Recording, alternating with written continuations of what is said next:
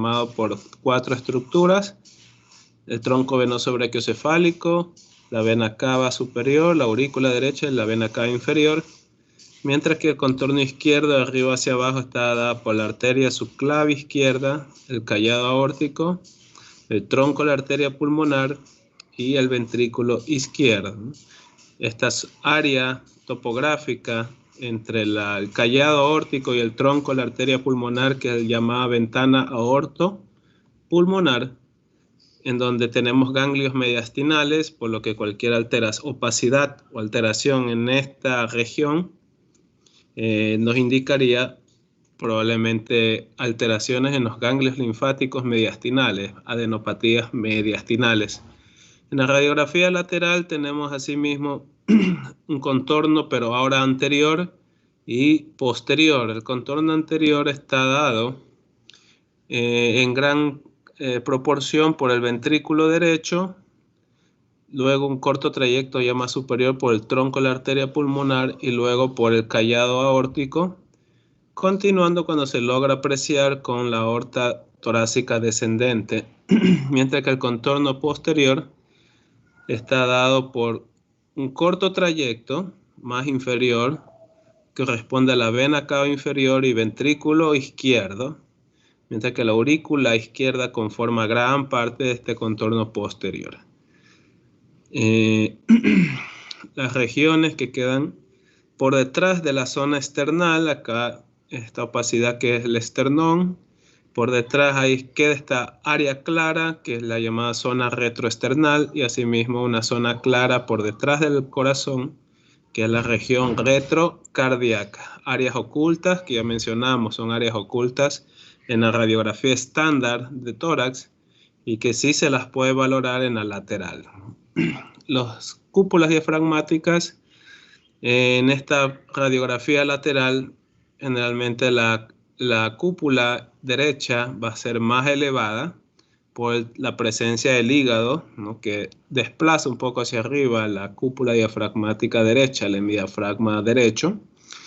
Y hay la posibilidad, ya que el diafragma derecho tiene muy poco contacto con las cavidades cardíacas, es más elevado y se la puede seguir en su trayecto desde atrás hacia adelante, coincidiendo con la parte anterior de la caja torácica, mientras que la cúpula diafragmática izquierda es más inferior, más profunda, ya que va más hacia atrás, pero como el corazón descansa en gran parte sobre el diafragma de este lado izquierdo, prácticamente se superponen o se interrumpe, por decirlo de una manera, el trayecto de esta cúpula y ya no se la puede seguir hacia adelante. De ahí que podríamos decir que la cúpula diafragmática izquierda es más inferior, es más profunda y se pierde con la opacidad de las cavidades cardíacas. Aquí tenemos el esquema de las cavidades cardíacas como tal.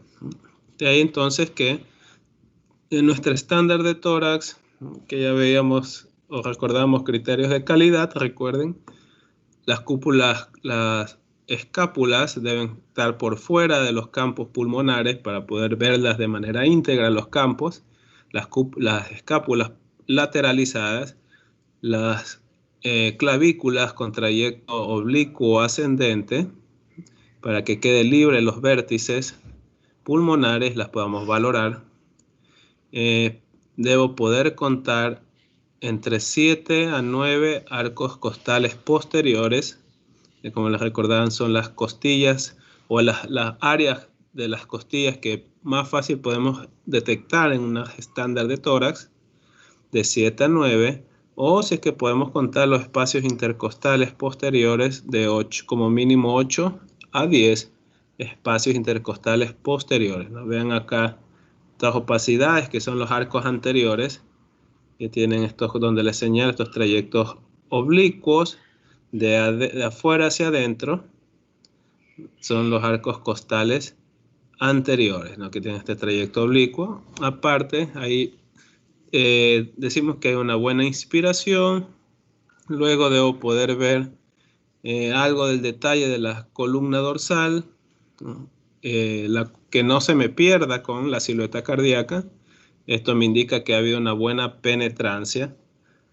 Y de esa manera, pues, yo sé que se ha cumplido con los criterios para poder estar confiado que tenemos una radiografía estándar de tórax. Además, puede haber una equidistancia entre las clavículas y la línea media donde corren o se encuentran las apófisis espinosas de las vértebras dorsales. De ahí que entonces puedo decir mi radiografía está centrada, está bien inspirada, ha habido una adecuada penetración, está bien posicionados los brazos del paciente y puedo hacer una adecuada medición de la silueta cardíaca, valorar bien a estas opacidades que se van abriendo, que es la trama vascular pulmonar, ¿no? Y detectar cualquier patología.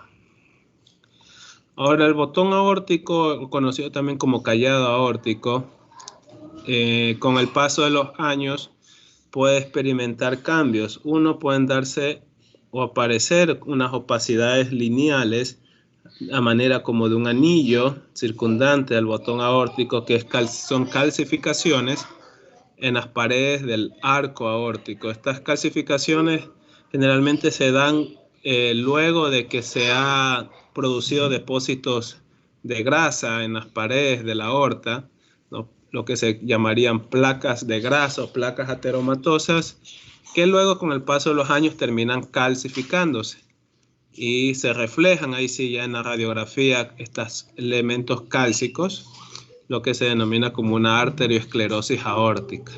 Lo segundo es que con el paso de los años es normal que este fino abombamiento, que es el arco aórtico, se vaya tornando prominente, se vaya apreciando más como abombado, como que sobresale más.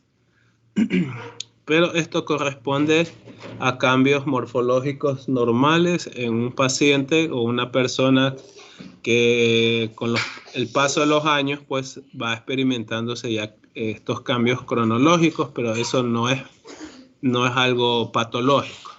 Como está aquí en este esquema, vean cómo la aorta, el callado y la aorta descendente se va como reposicionando, se va como elongando con el paso de los años, pero no corresponde a patología. Eso es lo que se llama un desenrollamiento o dolicidad de la aorta.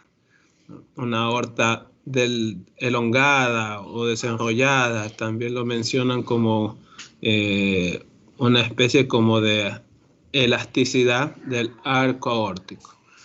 Estos cambios son en relación con la edad, ¿no? Y de ahí que si lo encontramos una persona que tenga 60, 70 años, pues son cambios normales. Ahora, si este aumento aparente de tamaño o abombamiento del arco aórtico está un paciente joven, 40, 50, 55 años, sí tendríamos que pensar que alguna patología puede estar sucediendo.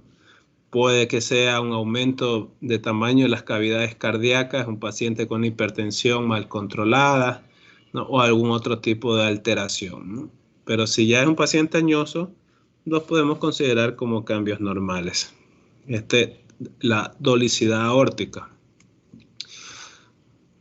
Otra manera de cambio valorar las estructuras del contorno izquierdo es a través de una línea tangente que se llama la línea pulmonar, la línea tangente pulmonar. Podemos hacer coincidir una línea que toque o que esté tangente al arco aórtico y al contorno izquierdo que corresponde al ventrículo del mismo lado, el ventrículo izquierdo.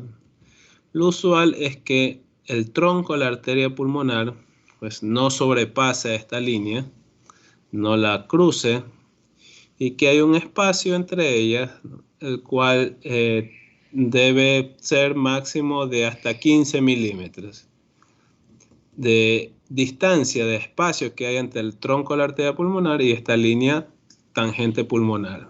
No debe pasar de 15 milímetros en espacio. Si es que hay una separación muy acentuada, también tenemos patología. Aquí hay dos ejemplos. Una donde el tronco de la arteria pulmonar claramente pasa la línea tangente, lo cual nos indica una prominencia del tronco arterial pulmonar, algo típico en la hipertensión pulmonar. Lo contrario, en cambio, es que, como les mencionaba, hay un excesivo espacio entre la región del tronco de la arteria pulmonar y la línea tangente.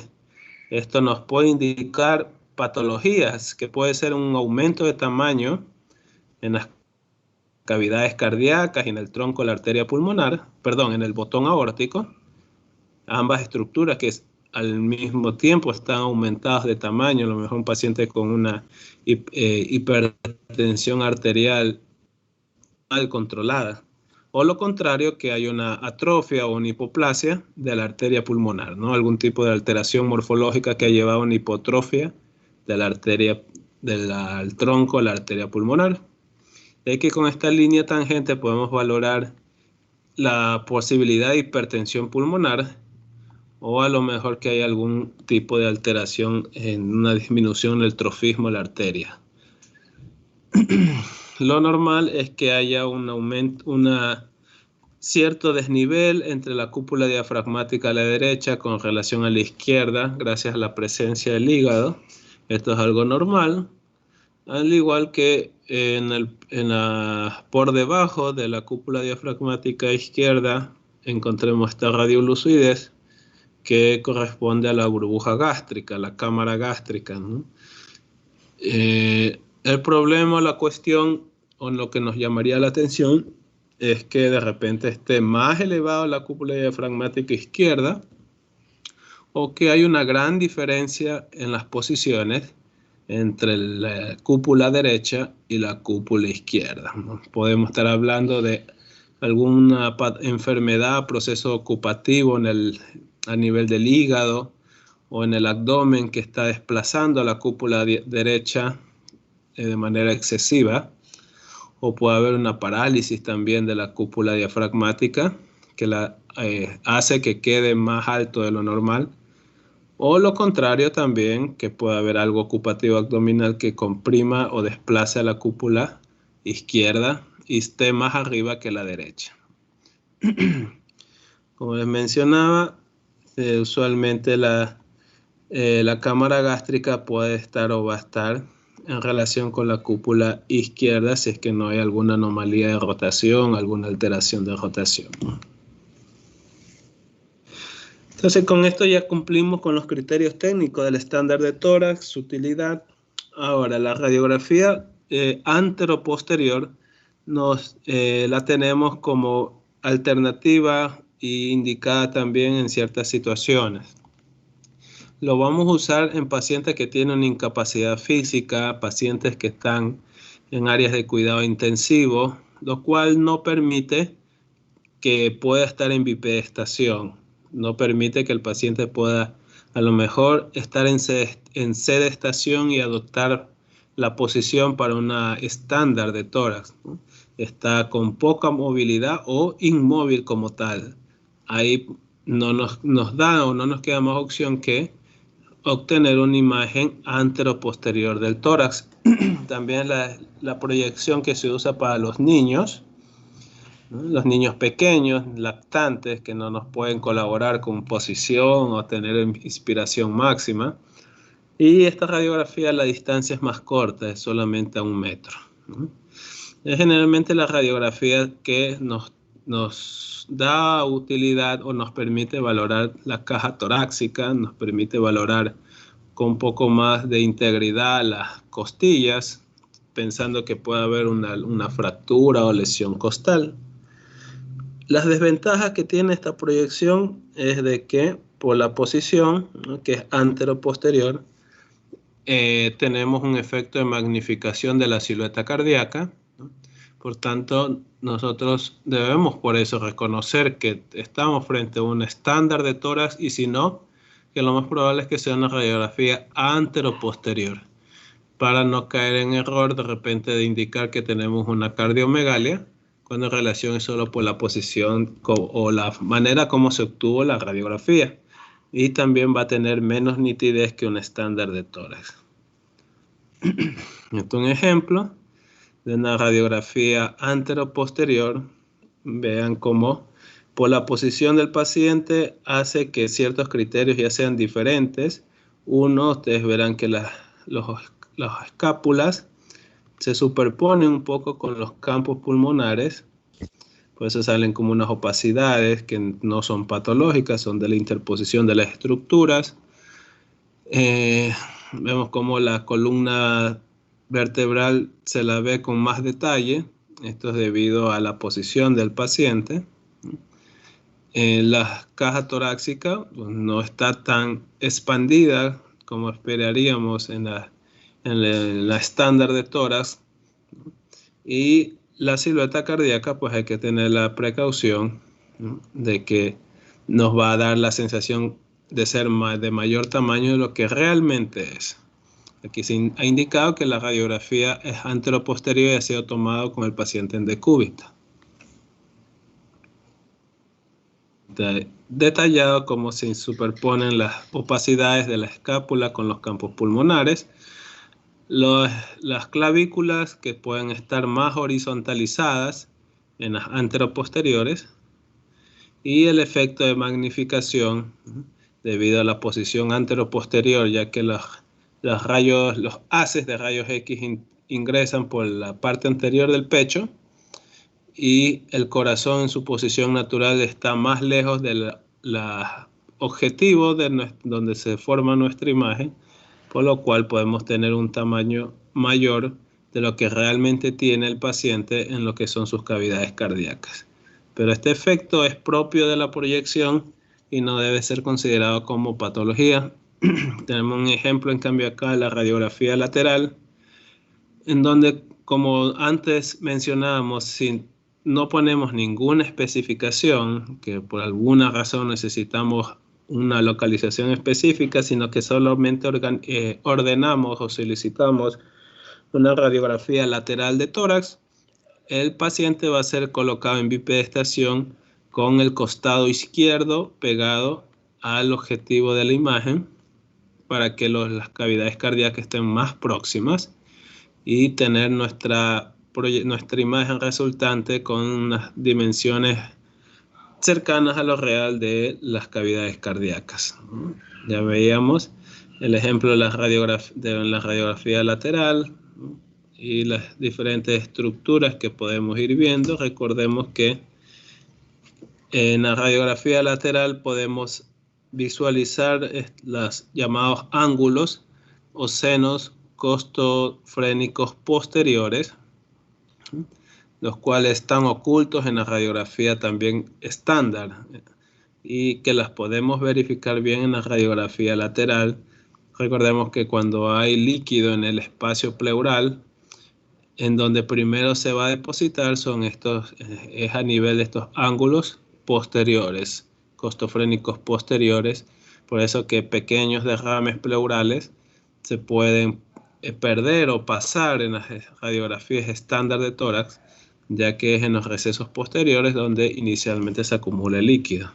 Y luego, si aumenta el volumen, se irá depositando en los senos o ángulos costofrénicos laterales. Recordemos, como les mencionaba, el espacio claro retroesternal, que esta zona de acá, y el espacio claro retrocardíaco, donde pueden ocultarse patologías que no son visualizables en la radiografía estándar. También tenemos una visualización medial de la zona donde se encuentran los hilios pulmonares, donde pueden haber alguna opacidad que haga o condicione una pérdida de los planos de separación a ese nivel. Podemos ver con mayor detalle la columna dorsal para poder descartar que puedan haber patologías de repente en la columna dorsal, más que todo en pacientes de trauma, y visualizar los ángulos o senos costofrénicos posteriores con la posibilidad de que ahí se deposite en primera instancia líquido. Ahora, una proyección que se lo utilizaba más que todo cuando no se disponía mucho de la ecografía, la radiografía lateral con rayo horizontal. El principio en esta radiografía es que el paciente va a localizarse en decúbito lateral con el tubo por detrás del paciente, y el tecnólogo o licenciado con su equipo de protección se va a estar con el objetivo de la imagen justamente en el pecho del paciente para en esta posición obtener una radiografía que va a estar en decúbito lateral. Esto va a permitir que cuando hay mínimos, muy pequeñas cantidades de líquido pleural, de pequeños derrames pleurales, puedan ser detectados al depositarse líquido a lo largo del hemitórax, donde se sospecha que está el pequeño derrame. Esta es una radiografía lateral, de cúbito lateral, pero normal. Vean cómo los campos pulmonares están en íntimo contacto con los arcos costales, tanto en el hemitórax que está descansando como el hemitórax contralateral, ¿no?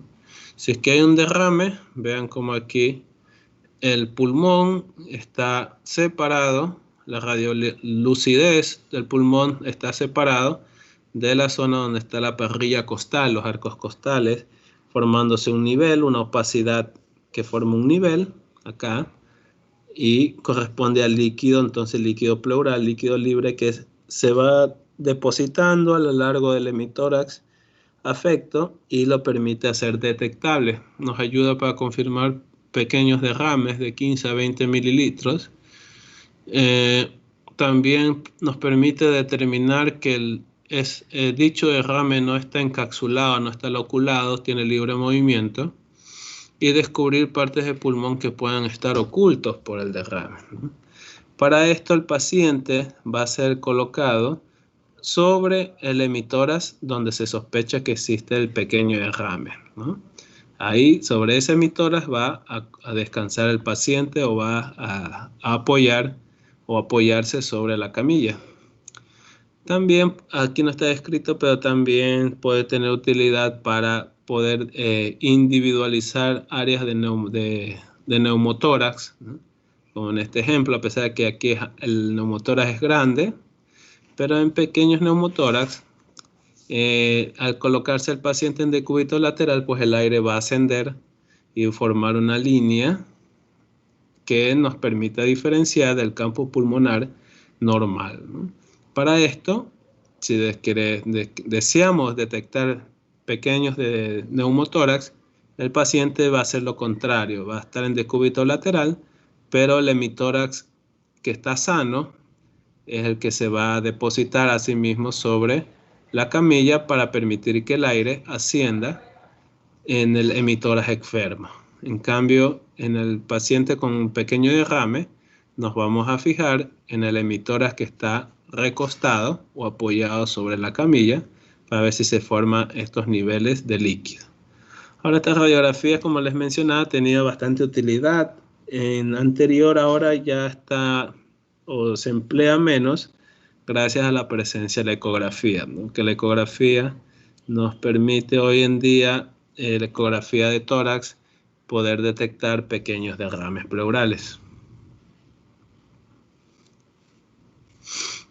Ahora, en el campo de las áreas pulmonares hay estas opacidades. Si ustedes ven en estas fotos, ahí ustedes encontrarán una imagen radiográfica, líneas blancas u opacidades lineales, ¿no?, que se van ramificando, que se van extendiendo y se van abriendo a manera como ramas de un árbol y siguiendo un trayecto oblicuo, ¿no?, hacia arriba y hacia abajo. No tenemos líneas rectas porque eso es patológico, sino opacidades lineales, pero que se van ramificando, se van abriendo y con un trayecto oblicuo o casi vertical o oblicuo hacia arriba o hacia abajo, ¿no? Más grueso en las partes mediales, que son los hilios pulmonares. Como aquí estas opacidades, vean, aquí está el esquema. Lo rojo, que es la vasculatura pulmonar a nivel de los hilios, como aquí las opacidades son más prominentes y luego se van abriendo y se van adelgazando hacia la periferia pulmonar. Hay tres zonas, o se reconocen tres áreas o zonas en los campos pulmonares. La zona 1, más interna, donde están las estructuras vasculares más gruesas. La zona 2, medial, donde ya los vasos pulmonares se hacen más finos y comienzan a ser ya más difíciles de localizar, pero se pueden todavía ver en esta zona media estos trazos blancos o estas opacidades lineales que se van ramificando, mientras que en la zona 3 es lo más periférico y ahí los vasos pulmonares como tal se hacen muy difíciles ya de caracterizar, son casi imperceptibles, ¿no? De ahí que lo normal de la vasculatura pulmonar es que hacia la periferia ya no se la pueda ver o se pierda, que son los finos vasos, ¿no? Mientras que en la parte medial las regiones iliares sean más gruesos, sean prominentes. Otra situación, como está aquí indicado también, que los vasos de los lóbulos superiores o de las regiones superiores son más finos, de menor calibre que la de los lóbulos inferiores. Ustedes verán que las opacidades de la vasculatura, los trayectos vasculares, son más gruesos, más fáciles de apreciar en las regiones inferiores, en las regiones llamadas basales, debido a que el paciente, para obtener, recuerden, la radiografía este estándar de tórax, por lo general está en bipedestación. De ahí que el efecto de la gravedad hace que los líquidos contenidos en los flujos vasculares, en la vasculatura pulmonar, el líquido que es el flujo sanguíneo como tal, pues se deposite en las regiones de declive, en las áreas inferiores pulmonares, en las áreas basales, y den esta impresión como que los vasos fueran más gruesos en las partes inferiores, ¿no? Esa es la distribución esperable, es distribución normal de la vasculatura pulmonar detectable en la radiografía estándar de tórax, ¿no? Más grueso en las áreas iliares, se van abriendo, ramificando hacia la periferia, siguiendo un trayecto vertical o oblicuo, tanto superior como inferior, ¿no? Y los vasos se detectan de mayor calibre en las regiones basales pulmonares por la posición, ¿no? Y en la periferia se tornan casi imperceptibles, se puede con mucha dificultad o no se logra ver a la trama vascular pulmonar. Los ilios pulmonares, estas zonas mediales, regiones mediales, donde tenemos a los bronquios principales o bronquios fuentes, así como las arterias y venas pulmonares. Todos estos elementos se superponen, están muy juntos. Lo que podemos decir es que estas opacidades son un poco más caracterizables, más visualizables, unas opacidades que siguen un trayecto tubular grueso, acá también que tiene un trayecto o que son más apreciables, como tenemos acá, ¿no? Estas opacidades como tubulares que se abren, es la vasculatura, ¿no? Las arterias pulmonares que están ahí presentes, ¿no? Los bronquios fuentes, son más difíciles de ver y se corresponderían como imágenes que siguen un trayecto tubular, pero radiolúcidos, los cuales hay que tomar con mucha acuciosidad para poderlas diferenciar de las opacidades como tal que corresponden en sí a los vasos, a los grandes vasos de las regiones iliares. Lo que esto permite que la posición de los ilios los podamos ver, los podamos caracterizar, y también por su presencia nos podamos nosotros conocer si hay o no patología. Los ilios pulmonares deben ser muy parecidos o simétricos en tamaños entre sí, como en este ejemplo. En tamaño son parecidos entre sí, suelen tener un borde acá, un aspecto como una depresión, una concavidad que es normal, ¿no? Y la posición del hilio izquierdo, si ustedes lo caracterizan acá, el hilio izquierdo va a estar más elevado, más arriba que el hilio derecho. El hilio derecho, por lo no general, está más abajo que su contralateral. Esto se da en casi un 95%. De ahí hay un 5%, una muy poca proporción, un 5% de la población general, donde los hilios pulmonares pueden estar al mismo nivel. Y también se considera como algo fisiológico. De ahí que podemos decir entonces que los hilios, en la posición, el hilio derecho siempre va a estar más abajo que el izquierdo, o en una pequeña proporción, en hasta un 5% de la población general, pueden los hilios estar o encontrárselos en la misma posición, el mismo nivel. Pero si el hilio derecho está más arriba que el izquierdo, eso siempre es patológico, ¿no? Eso recuerden, siempre va a ser patológico si mi hilio derecho está más arriba que el izquierdo. Cuando sospechamos anormalidad, cuando uno de los hilios es más denso o más grande, prominente que el contralateral, la pérdida, no solo que hay un aumento de tamaño, sino la pérdida de la concavidad medial de los hilios, o como les indicaba, que el hilio derecho ustedes francamente lo encuentren más elevado que el izquierdo. Eso nos indica patología.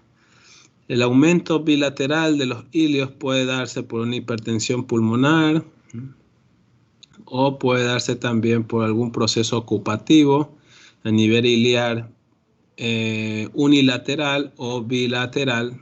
Puede ser infeccioso, puede ser por tumoral, por enfermedades granulomatosas, entre otros. Mientras que un agrandamiento unilateral del hilio puede ser igual por crecimiento de estructuras o sombras vasculares, ¿no? O puede ser por algún proceso que ocupe espacio a ese nivel iliar, ¿no? Crecimiento de ganglios linfáticos, o por un proceso tumoral como tal que va a desplazar a las estructuras, a los vasos y a los bronquios y elevar o dar la apariencia como que hubiera un agrandamiento de un hilio. Y llegamos hasta aquí el índice cardiotorácico. El índice cardiotorácico nos hace referencia a el diámetro que hay entre el diámetro de la silueta cardíaca como tal con el diámetro máximo de la caja torácica, ¿no? El diámetro máximo que generalmente está en la parte inferior de la caja y coincide un poco con la parte más inferior de la silueta cardíaca. Nosotros podemos obtener la medida, generalmente se traza una línea que vaya siguiendo la parte medial de la columna dorsal, luego se mide las dimensiones máximas del contorno derecho hasta esta línea media y el contorno izquierdo hasta la línea, se suman las medidas y luego se obtiene asimismo un trazado y la medida de este trazado en la parte más ancha del diámetro más grande del tórax, se dividen los valores y se obtiene un resultado que debe ser por debajo o menor a 0.5. Esto se lo mide de manera óptima en la radiografía estándar de tórax, ya sea de un adulto o pacientes pediátricos por arriba ya de los 6-7 años. Cuando el valor es ya de 0.5 para arriba, en una radiografía estándar de tórax, indicamos entonces que ahí tenemos un aumento de tamaño de las cavidades cardíacas, que estamos probablemente frente a una cardiomegalia. Ahora, si es que no tenemos una radiografía estándar, sino una antero-posterior de tórax, como es el caso que les indicaba de las radiografías portátiles, las radiografías tomadas en las habitaciones, también podemos obtener las medidas de esta silueta de la misma manera, pero el resultado va a ser diferente, ¿no? En este caso consideramos que puede ser hasta 0.6 el valor máximo normal en un paciente adulto. Si ya pasamos de 0.6 el índice cardiotorácico, decimos que existe cardiomegalia. Vean esta radiografía. A simple vista da la sensación como que la silueta cardíaca fuera más grande, tuviera una cardiomegalia como tal, pero en realidad es por la forma como se obtuvo la imagen, no es una anteroposterior con poca inspiración. De ahí que las medidas nos indicarán, pues, y tenemos un rango más amplio de aceptación para lo normal o lo patológico. De ahí que el índice cardiotorácico lo utilizamos para realmente cerciorarnos si tenemos o no un aumento de tamaño de la silueta cardíaca, con valores que se lo consideran desde los 6 años para arriba, que sea menor a 0.5. De ahí, no está aquí disponible, pero de ahí nosotros podemos estadificar o gradar la cardiomegalia. Hay cardiomegalia obtenida por la radiografía de tórax, cardiomegalia desde grado 1 hasta grado 4. De grado 1, el valor del índice cardiotorácico va de 0.5 hasta 0.9. El grado 2 va desde 0.6, el grado 1 va de 0.5 a 0.54. Espero 0.54, grado 1. El grado 2 de 0.55 hasta 0.59. El grado 3 ya va desde 0.6 a 0.64. Y el grado 5, y lo que ya va por arriba de 0.64, pues ya es el grado máximo de cardiomegalia. Entonces tenemos cardiomegalia grado 1, grado 2, grado 3 hasta grado 4.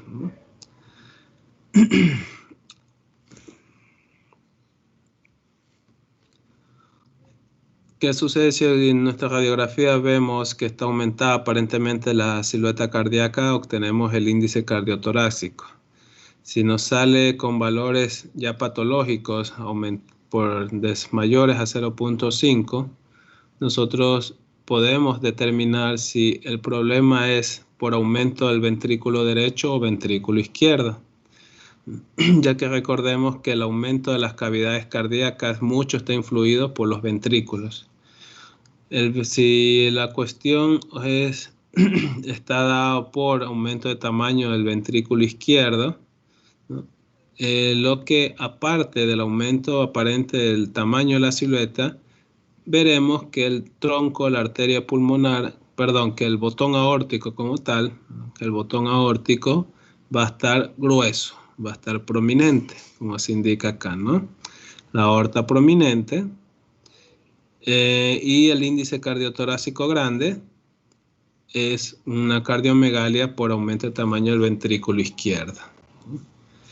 Mientras que si esto mismo sucede y logran ustedes determinar, se puede hacer la línea tangente pulmonar que vaya desde el botón aórtico hasta el ventrículo izquierdo y detectan que el tronco, la arteria pulmonar, sobrepasa la línea tangente, pues ya nos indica que el problema es de la cavidad derecha, ¿no?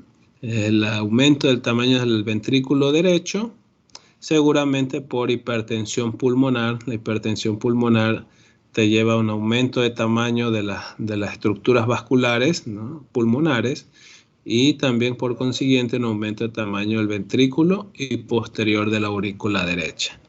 De que eso nos ayuda a reconocer si mi cardiomegalia es dependiente del ventrículo izquierdo o dependiente del ventrículo derecho. En el niño, en el paciente pediátrico, estamos hablando ya de menos de 6 años, ¿no? Normalmente en la radiografía vamos a tener una sombra mediastinal o silueta cardíaca prominente. No solamente por el hecho de que las estructuras de la caja torácica son más pequeñas y de que el niño no nos va a colaborar manteniendo la respiración, máxima, ¿no? Eso no es posible. No solo por esos factores, sino por la presencia del timo, ¿no? Esta glándula que es prominente a nivel del mediastino y se confunde o se superpone con la sombra cardíaca, dando la impresión como que hubiera un tamaño grande de toda esta región de la silueta mediastinal. Pero nosotros podemos también medir, obtener el índice cardiotorácico siguiendo el mismo principio, una línea media que vaya por la parte central de la columna dorsal.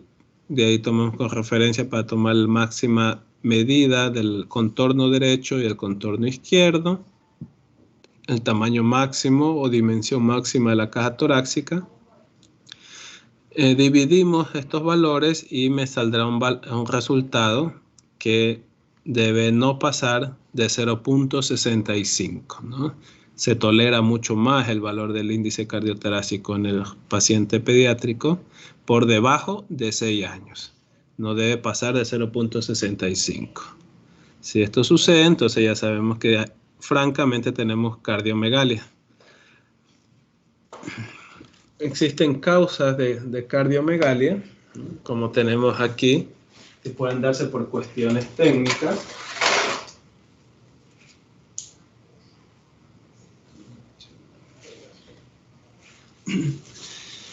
La cardiomegalia puede ser no solamente o la aparente cardiomegalia, el aumento de tamaño de la silueta, no solamente puede per se estar dado por un aumento de tamaño de las cavidades, sino que recordemos que pueden existir cuestiones técnicas que me pueden a mí dar la falsa sensación de cardiomegalia, como por ejemplo que la radiografía sea una proyección antero-posterior, donde el paciente pues no estuvo con su inspiración máxima ni posicionado como en estándar.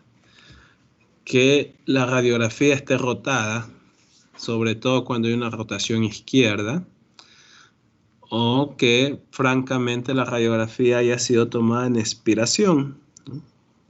Estas cuestiones técnicas te va a llevar a un aumento aparente en el tamaño de la silueta cardíaca, pero no es por aumento en sí de las cavidades, sino por cuestiones técnicas. Mientras que hay condiciones médicas también, recuerden la obesidad, el aumento de la grasa en la zona en el mediastino como tal, te va a dar ese aparente aumento de tamaño. La presencia de derrame pericárdico y anormalidades en la caja torácica, como pectum excavatum, ¿no? O la cifosis. Estas anormalidades condicionan a la imagen y pueden dar la falsa sensación de que estén aumentadas de tamaño las cavidades cardíacas. También cuando hay ascitis masiva que desplaza las cúpulas hacia arriba. Y en el caso de embarazo, si se llega a tomar una radiografía de tórax en un paciente que está embarazada y el embarazo ya está bien avanzado, pues la compresión de la caja torácica puede dar la apariencia que estuviera aumentado de tamaño las cavidades cardíacas, además de los cambios fisiológicos del embarazo. Aquí hay ejemplos, el mismo paciente, pero con a la derecha una estándar de tórax bien posicionada. Aquí a grosso modo se obtuvo una dimensión de la silueta mediastinal de 12 centímetros, mientras que el mismo paciente pero rotado, ustedes ven que no hay equidistancia entre la clavícula izquierda y derecha, nos da la apariencia que estuviera prominente la silueta cardíaca, pero solo es una cuestión técnica. Otro ejemplo, deformidades de la pared torácica, como acá, ¿no? Esta radiografía estándar da la sensación que tenemos una silueta grande, amplia, mientras que el mismo paciente en la radiografía lateral de tórax se detecta que tiene una depresión del esternón, lo que se llama un pectum excavado o excavatum, ¿no? Y el tamaño de la silueta como tal vemos que no es grande, no es prominente, pero por esta deformidad de la caja da la impresión en estándar que tuviéramos cardiomegalia. Y otra cuestión es el derrame pericárdico, ¿no? Derrame pericárdico, como aquí en esta tomografía vemos esta área más oscura y hipodensa que circunda a las cavidades cardíacas líquido libre, una efusión en la zona pericárdica, lo cual también va a condicionar un aparente aumento de tamaño de mi silueta, pero en este caso es por la acumulación de líquido. ¿Cómo nos puede ayudar? ¿Cómo podemos diferenciar entre un aumento de cavidades o derrame pericárdico por el aspecto que adopta la silueta cardíaca, que tiene, ustedes ven la forma como de un matraz, ¿no? Estos frascos, las matraces, frascos que se utilizan en los laboratorios, que suelen ser de base ancha y el extremo superior más corto, más estrecho. De ahí que este llamado signo del matraz, por la configuración que adopta la silueta cardíaca, amplia en la base, en la parte más inferior, pero se va estrechando, nos ayuda a diferenciar de una cardiomegalia como tal de lo que puede ser un derrame pericárdico, ¿no?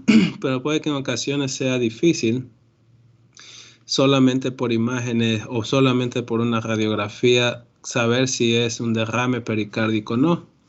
De ahí que tenemos siempre que acompañarlo a la parte clínica, ¿no? Un paciente que pueda estar presentando un derrame pericárdico por un golpe, ¿no? Por trauma, o tal vez por un proceso infeccioso, entonces puede tener otra sintomatología. Y podríamos ayudarnos de otros métodos de imágenes para confirmar este problema, como el caso de la tomografía torácica, ¿no? Doctor, disculpe, no se olvide tomar la lista. Sí, al final vamos a tomar, ¿no? También otro factor puede ser el problema de la inspiración, ¿no? Recuerden que cuando la placa está expirada, nos da la sensación que tuviéramos un aumento de tamaño de cavidades del mismo paciente, y cómo influye mucho el tema de la inspiración. Ahora hay determinadas situaciones o patologías donde se pide que la placa esté en expiración. Entonces ahí valoramos, son los campos pulmonares, pero tenemos en cuenta que siempre mi silueta va a parecer más grande de lo que realmente tiene. Bueno, déjame ver por acá. Solamente esto es como para tener en cuenta la anatomía bronquial. Recuerden que en tomografía es más fácil poder detectar, caracterizar la anatomía traqueobronquial. Igual en nuestra imagen radiográfica se puede seguir a la zona radiolúcida que coincide aquí con esta reconstrucción tomográfica, que es la tráquea, los bronquios fuentes que se abren, bronquio fuente derecho, bronquio fuente izquierdo, y las áreas de los bronquios lobares. Recuerden que el pulmón derecho tiene sus subdivisiones en 3 lóbulos, el superior, medio e inferior, y cada lóbulo también se divide en segmentos. A cada segmento le llega un tronco, una parte de vía aérea, y también tiene su aporte vascular y drenaje venoso linfático, teniendo en total 10 segmentos el pulmón derecho. Nosotros podemos, por radiografía, hacer una aproximación de cuál es el lóbulo que está afectado, pero es más fácil cuando hacemos una comparación entre la radiografía estándar de tórax y la lateral, ya que como ustedes van a ver acá, los lóbulos se superponen entre sí. Por ejemplo, el campo pulmonar derecho, vean como en estándar de tórax el lóbulo superior ocupa casi desde la mitad hacia arriba, delimitado por la cisura menor, que se la puede en ocasiones llegar a ver en estándar como una fina radiolucidez en la parte media del campo pulmonar. En ocasiones no se la logra ver, pero topográficamente podemos decir que la parte superior, ¿no?, corresponde a dicho lóbulo en estándar de tórax, y es más fácil caracterizable si comparamos con la lateral. Cualquier opacidad o patología, el cambio en la opacidad, en la radiolucidez, o una opacidad que se presenta en esta zona, me indica que el problema es superior, que debe ser del lóbulo superior, y en estándar de tórax yo lo identifico que es del lado derecho, ¿no? Vean como el lóbulo medio, en cambio, ocupa gran parte de la parte o gran medida la parte media e inferior del campo derecho, guardando contacto con la silueta cardíaca. De ahí que una opacidad o patología del lóbulo medio puede o se va a superponer con el lóbulo inferior de este lado. Pero si lo comparamos con la radiografía lateral, en la lateral el lóbulo medio tiene esta morfología triangular, ¿no? Muy parecido como el esquema anatómico que tenemos acá, y se superpone con las cavidades cardíacas. De ahí que una opacidad en esta parte medial o inferior del campo pulmonar derecho. Si lo pido con la radiografía lateral, voy a poder identificar que el problema es como tal del lóbulo medio, mientras que el lóbulo inferior, vean cómo se superpone prácticamente toda la zona estructura de este campo inferior con el lóbulo medio, mientras que en el lóbulo inferior sí se puede identificar con alguna opacidad que está justo en la zona posterior, ¿no? Lo importante es que cuando haya la posibilidad solicitemos una radiografía no solo el estándar de tórax, sino una radiografía lateral, ya que ahí ustedes le van no solamente permitir identificar algún cambio en la radiolucidez o radiopacidad pulmonar en un hemitórax, sino con la lateral identificar a qué lóbulo se corresponde, si el problema está en la parte superior, la parte media o parte inferior, en el caso del pulmón derecho, ¿no?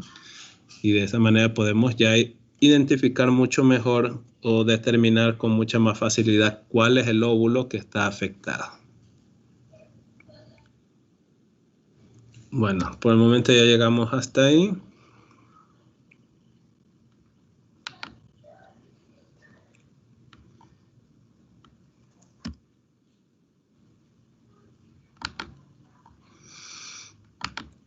Voy a dejarle de compartir. Vamos a quedar por acá.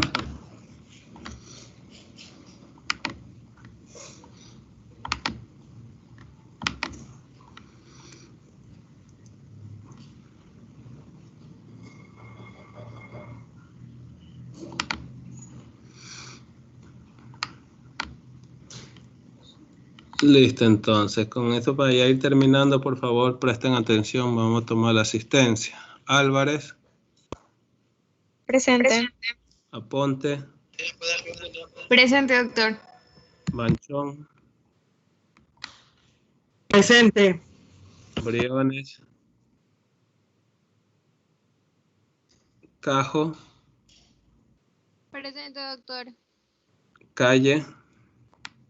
Presente, doctor. Correa.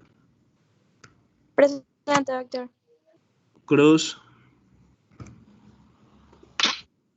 Presente. González. Presente. Herrera. Presente, doctor. Íñiguez. Presente, doctor.